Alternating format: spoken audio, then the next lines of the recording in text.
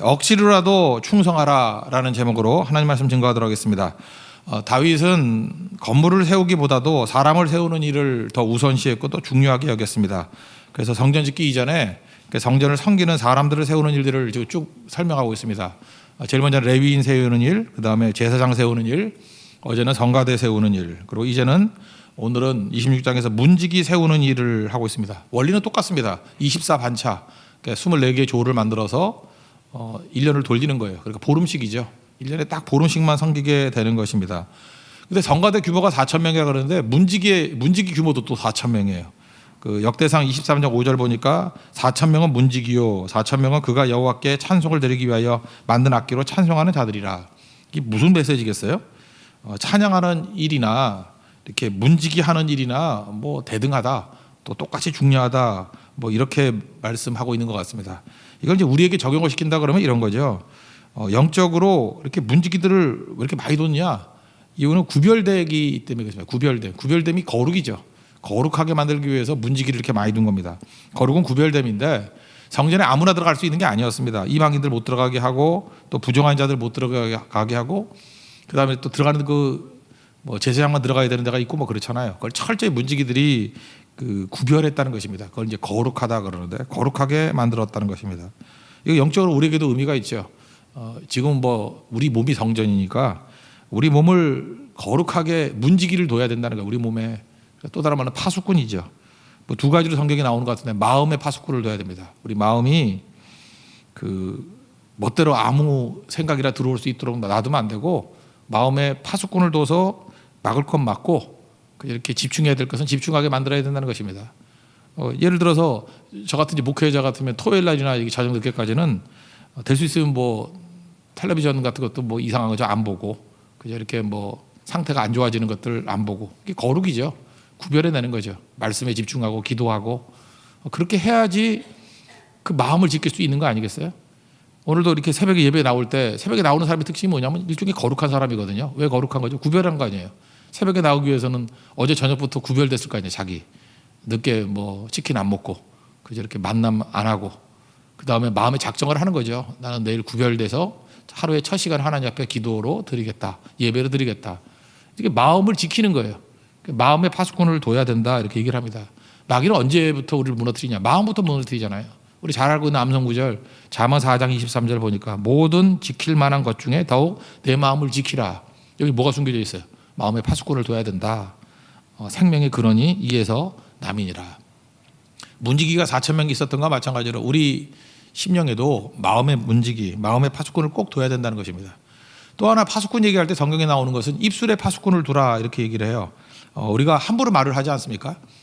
찬양하는 것만큼 중요한 게 말이에요. 그래서 이렇게 사역을 할 때에도 보면은 말을 함부로 하는 사람은 능력만큼 말을 제어할 수 있는 능력이 있어야 돼요. 그러니까 능력은 있는데 말을 함부로 한다. 그러면 그건 기각이거든요. 잘 보세요. 찬양하는 자가 4,000명이라고 그러는데 문지기도 4,000명이에요.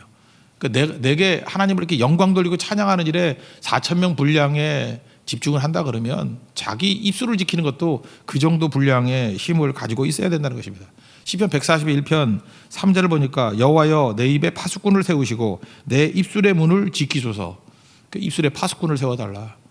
어떤 사람은 뭐 이렇게 생각도 안 하고 말을 막 하는 사람이 있지 않습니까? 그때 우리 뭐라고 얘기하면 되죠? 너는 입술에 파수꾼이 없냐? 너는 입술에 문지기가 없냐? 그렇다는 건 뭐죠? 그건 이방신전이죠. 이방신전. 우리 몸에 하나님이 성전이라 그러면 반드시 파수꾼이 있어야 된다는 것입니다. 에베소서 5장 4절 보니까 누추함과 어리석은 말이나 희롱의 말이 마땅치 아니하니 오히려 감사하는 말을 하라. 그러니까 우리 입술에 파수꾼을 둬서 누추한 말이 나오려고 그러면 문지기가 막아야 돼요. 어디 거룩한 하나님의 성전인 사람이 누추한 말을 해.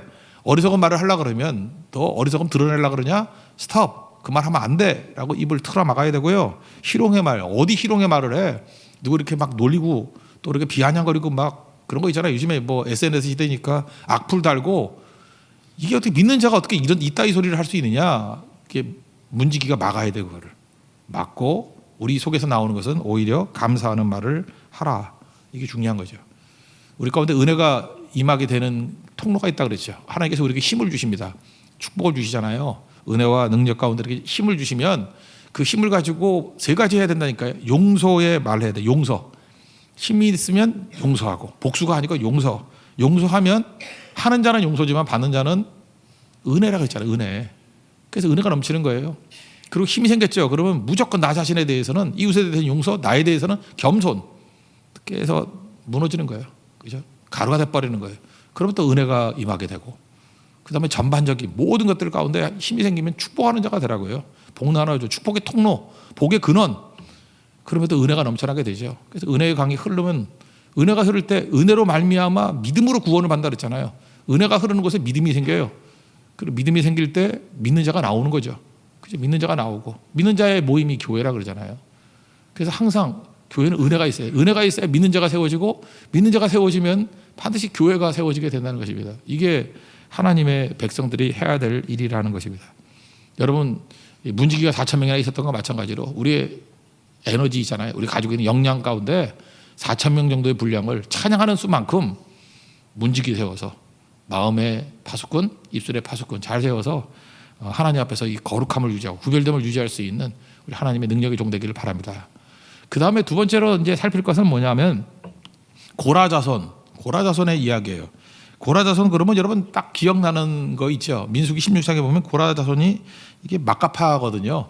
이렇게 모세와 하나님을 대항했습니다. 민수기 16장 1절 보니까 레위의 증손 고핫의 손자 이스하르의 아들 고라와 르우벤 자손 엘리아브의 아들 다단과 아비람과 벨렛의 아들 온이 당을 짓고, 그 다음에 2절 보니까 250명과 함께, 지도자 250명과 함께 일어난 모세를 거스리니라.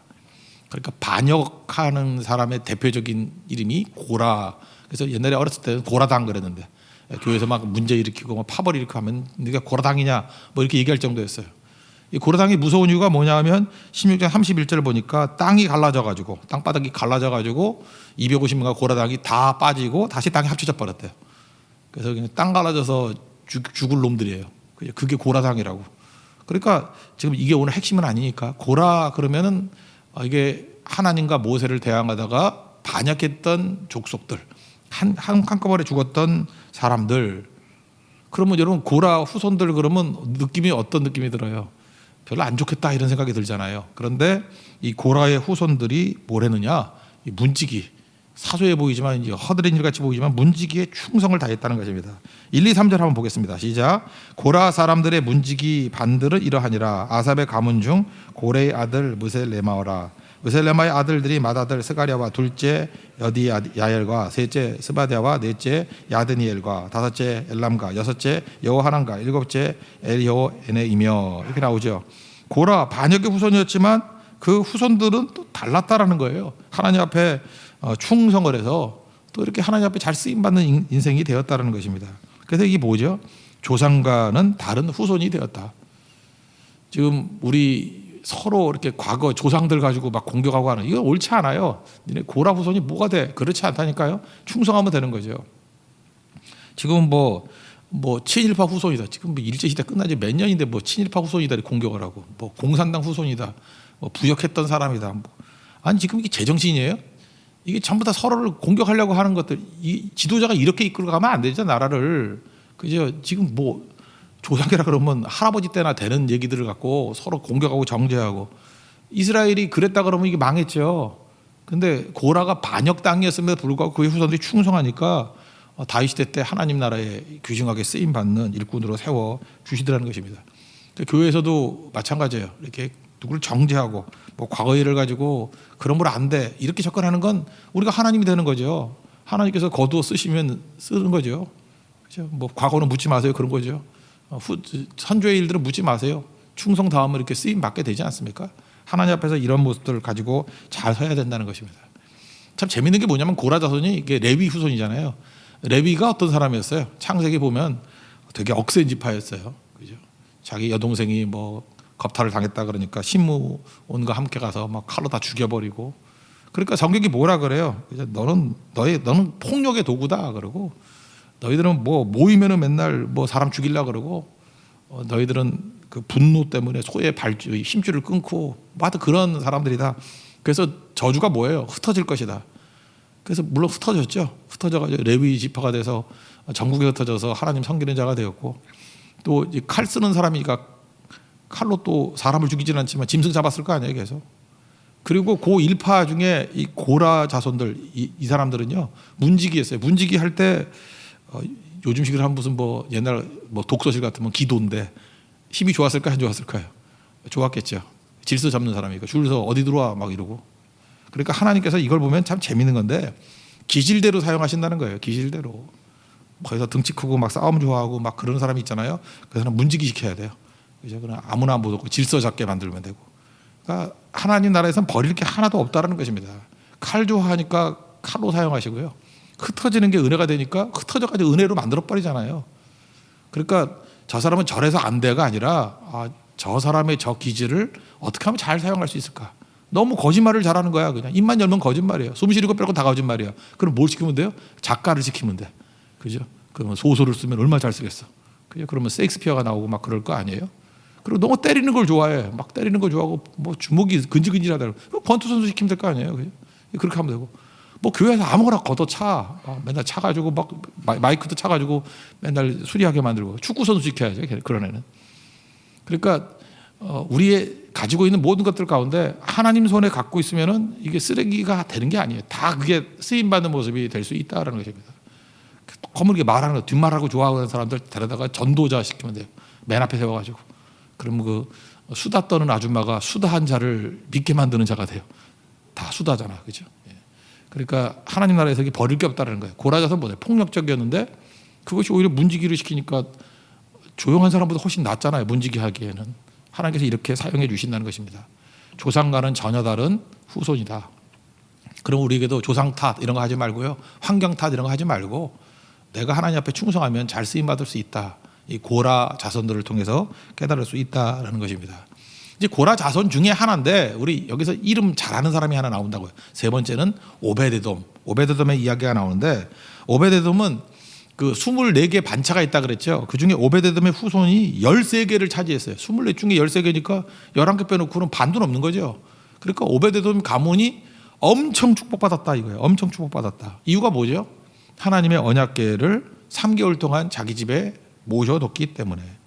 이거 베레스 우사 사건 아니에요. 하나님의 언약궤를 이렇게 메고 가야 되는데 새술에 끌고 가고 손대면 안 되는 손댔다가 베레스가 충돌이란 뜻이니까 우사가 충돌에 죽었다 그런 뜻 아니에요? 우사? 베레스 우사. 그래서 다윗이 너무 겁이 나가지고 이거 어디다 갖다 둘까 하다가 오베데돔의 집에 갖다 놨다고요. 근데 오베데돔의 집에 갖다 놨더니 하나님께서 거기에 엄청난 축복을 해주셨어요. 복에 복이 임한 거죠. 여기 보세요. 24개 반차 중에 13개 반차가 오베데돔의 후손들이라니까요. 그러니까 이게 엄청난 은혜죠. 여기 성경을 보면요. 오베데돔을 가드 사람이라고 되어 있어요. 그러니까 레위인들이 막 흩어져 있잖아요. 흩어져 있는데 가드 지역에 흩어진 거예요. 근데 가드라는 지역이 느낌이래요. 다윗이 도망칠 때 도망치면 마지막 어디까지 도망쳐요? 아둘람까지 도망쳐요. 아둘람까지 도망치다가 더 갈 데 없으면 어디로 도망쳐요? 블레셋이 있는 가드로 도망치는 거예요. 가드가 골리앗 있는 블레셋 지방 아니에요? 근데 그 가드에서 레위인 역할을 했다라는 얘기는 뭐냐 하면은 막장 인생이라는 거예요. 그러니까 이스라엘이 살다 살 곳 없으면 마지막 가서 사는 곳. 아시겠죠? 그러니까 가드 사람. 그리고 이스라엘은 혈통적으로도 이렇게 혼혈이 된 것 같아요. 느낌이. 이 오벳에돔이라는 뜻이 뭐냐면 에돔의 종이란 뜻이에요. 어떻게 이름을 에돔의 종이라고 짓겠어요? 그죠? 이름이 전혀 거룩하지 않아. 그죠? 뭐 엘리에셀 그러면 뭐 하나님이 나의 도움이다. 뭐 이렇게 이름이 멋져야 될 거 아니에요. 사무엘 그러면 하나님이 뭐 내 기도를 들으셨다. 뭐 이름이 되게 이렇게 뽀대가 나잖아요. 그죠? 뭐 이름이 좋잖아요. 근데 오벳에돔 그러면 뭐 우리는 어차피 아무것도 모르니까 그 이름이 그런 것 같지만 이스라엘 사람들이 볼 때 오벳에돔 그러면 아유 천박한 이름. 그러니까 우리 한국 사람 느낌으로는 개똥이, 만드기 뭐 이런 느낌이에요. 그죠? 오벳에돔 이름에 벌써 천한 신분이라는 느낌이 팍 들 정도로 에돔의 종이라니까요. 에돔도 에서의 후예라서 그거 웃기게 여기는 족속인데 거기에 종이래. 그러니까 에돔도 웃기는 놈들인데 에돔보다 더 낮은 에돔의 종이래. 그게 오벳에돔이에요. 그러니까 이건 뭐 개똥이 만드기 뭐 이런 거예요. 그죠? 뭐 그 정도라고요. 근데 사실은 다윗이 두려워가지고 여기 잠시 놔둬 그래서 3개월 동안 놔뒀던 거거든요. 근데 억지로 갖다 둔 거죠. 근데 억지로 해도 잘 보관했더니 하나님께서 엄청 축복해 주셨다는 것입니다. 저는 이게 되게 중요하다고 생각해요. 우리도 하나님의 일을 할 때 뭐 자원하는 심령으로 충성을 다한다. 이것도 되게 중요해요.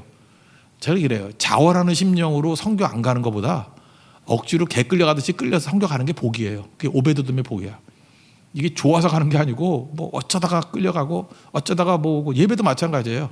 자원하는 심령으로 갈라 그러다 못 가는 것보다는 그냥 어쩌다 들어와 가지고 문장 가서 나갈 수 없어서 앉아서 예배 드리는 게 훨씬 나아요. 그게 오베드돔의 복이라니까요. 오베드돔은 자기가 원한 거 아니었어요. 다윗이 무서워 가지고 두려워서 니네 여기다가 차박아도 그렇게 거절도 못 하죠. 왕의 명령이니까. 그리고 그 블레셋 지방이라는 게 뭐냐면 이게 사람 죽고 그러니까 재앙이 온다고 생각을 했다고. 그래서 좀 이렇게 뭐라 그러죠? 이게 껄끄러운 거를 잠시 맡겨둔, 그러니까 천한 사람이니까. 오베드돔 이름이 천하잖아요. 그 천하 집에 뒀는데 복이 엄청나게 임하니까 다윗이 제가 볼 때 약간 시기 질투한 것 같아. 복 받는다는 소문을 듣고 빨리 갖고 와. 그래서 언약궤를 가져오는 사건이 나오지 않습니까? 바로 그 얘기라는 거예요. 그래서 오늘 4절부터 8절까지를 보면은 4절을 한번 읽겠습니다. 시작. 오베드돔의 아들들은 맏아들 스마야와 둘째 여호사밧과 셋째 요아바 넷째 사갈과 다섯째 느다넬과 그다음 8절 읽겠습니다. 시작. 이는 다 오베드돔의 자손이라. 그들과 그의 아들들과 그의 형제들은 다 능력이 있어 그 징벌을 잘하는 자이니 오베드돔에게서 난 자가 62명이며 엄청난 거죠. 전체가 93명이었거든요. 그 지도자가 93명 가운데 그 오베드돔의 후손이 62명이나 됐대요. 그러니까 뭐 3분의 2, 24개 반짝 가운데는 13개. 그러니까 어마어마한 축복과 은혜를 누렸다는 것입니다. 이게 신약에 오면은 신약에서 오베드돔하고 똑같은 사람이 하나 있어요. 그죠?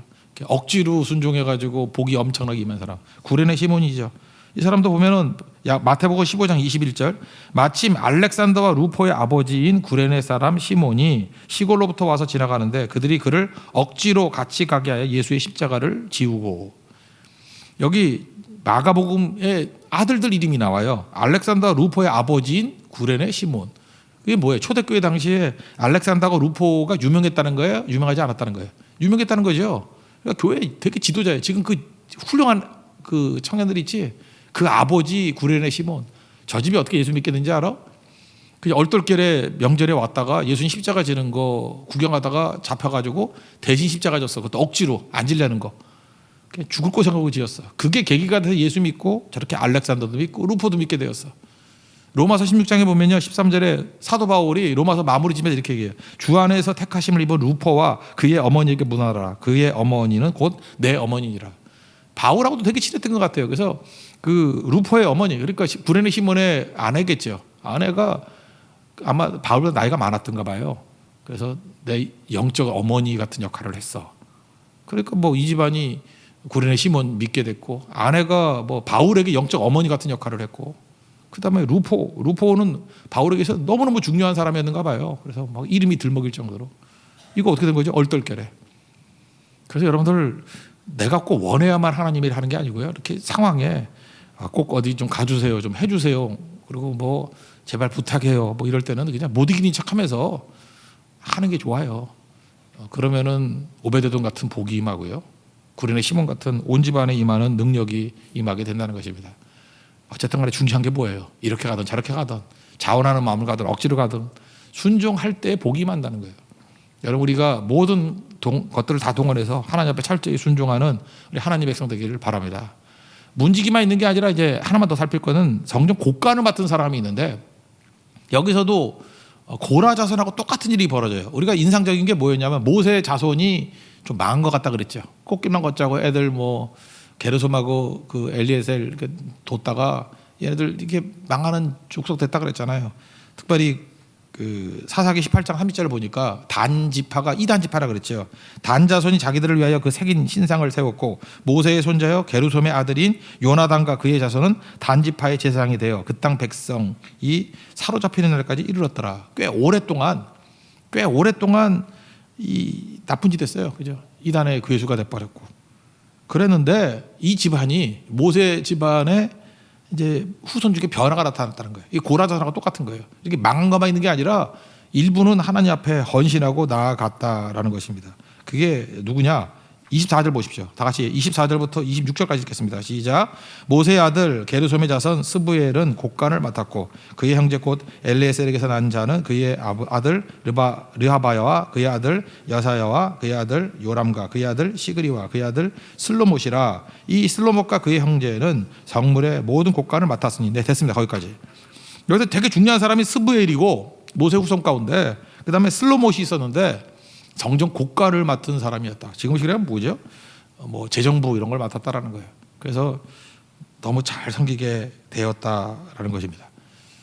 그러니까 모세 후손도 다 망한 게 아니죠. 물론 뭐 대부분은 망했어요. 그죠? 그 아들 제대로 잘 못 키운 거죠. 꽃길만 가자 이래가지고 망친 건데 그 라인 가운데 스부엘이 있었고 그 다음에 다윗 시대에 제일 크게 쓰임 받았던 게 슬로못이에요. 슬로못이라는 사람을 통해서 엄청나게 잘 쓰임 받았다라는 것입니다. 특별히 이스라엘은 전쟁을 치르면 승리하면 이렇게 전리품들을 갖고 오잖아요. 그때 일단 하나님의 곡간에 갖다 놔요. 그리고 그걸 이제 배분하는 거라고 예배 때도 드리고. 그러니까 재정부는 누가 해야 됩니까? 이렇게 정직성이 있어야 되고 공평성이 있어야 되고. 이거 모세 후손이었어요. 그래서 이스라엘의 재정부 곡간 담당은 누가 있느냐? 모세 후손. 특별히 그 사람이 뭐냐? 슬로못이라는 사람이에요. 슬로못. 이렇게 모세 후손 가운데 이렇게 또 충성하는 사람이 있었다. 그래서 오늘 이 장면에서는 두 가지 모습을 보이잖아요. 우리가 선입견, 고라 자손은 망할 놈의 자손 아니에요. 반역 자손. 근데 고라 자손의 후예가 문지기가 되었다라는 중요한 메시지. 고라 자손의 후예 가운데 이게 좀 천하긴 같지만 오베데돔 같은 사람이 나왔다라는 거예요. 이게 조상과는 다른 후손. 그리고 모세도 마찬가지죠. 우리가 메시지가 그거 있잖아요. 모세의 후손 게르솜부터 시작해서 그 요나단이라는 그 망할 놈이 나왔지만 그 라인만 있었던 게 아니라 또 후손 가운데 하나님 잘 섬겨서 나아갔던 슬로못 같은 다윗 왕국의 곡간을 책임졌던 사람도 나왔다. 그러니까 우리도 조상 탓하지 말고 이렇게 다 끝난 게 아닙니다. 지금 있는 자리에서 충성 다하는 그런 헌신된 모습이 있길 바랍니다. 그래서 오늘 전반적으로 보세요. 아까 오베데돔도 그렇고 구레네 시몬도 그렇고 지금 여기 전반적으로 문지기는 약간 선입견인지 모르지만 전반적으로 좀 낮은 위치에 있는 사람들이었어요.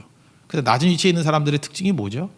기회가 별로 없는 사람들이었는데 충성을 다하니까 하나님께서 가장 이렇게 영광스럽게 쓰임받는 사람과 같은 레벨로 인정해 주시더라는 것입니다. 우리가 뭐 자원이 됐든 억지가 됐든 이런 상황이 되든 저런 상황이 되든 뭐 집안이 뭐 모태 신앙 집안이든 아니면 나 혼자 믿던 사람이든 아무 차별이 없어요. 그냥 그 사람이 그 자리에서 충성하게 되면 하나님께서 그에게 복 주시고 그를 또 크게 사용할 수 있는 은혜의 통로가 될 수 있다는 것입니다. 오늘 20절에 나오는 이 문지기 곡간 맡은 사람의 직무를 통해서 우리도 삶의 역전이 일어나는 우리 하나님의 거룩한 종 되기를 축원합니다. 자리에서 일어나겠습니다. 예배기도 선교성 찬양하겠습니다. 우리 예배하고 기도하고 선교 하늘에 집중하면 이렇게 역전이 일어납니다. 변화가 일어납니다. 우리 삶에도 이렇게 문지기 집안에 임했던 고라의 역전, 또 모세 집안의 역전, 오베데돔의 역전, 이런 넘쳐나는 능력이 나타나게 인도해달라고 기도하는 마음으로 찬양하겠습니다.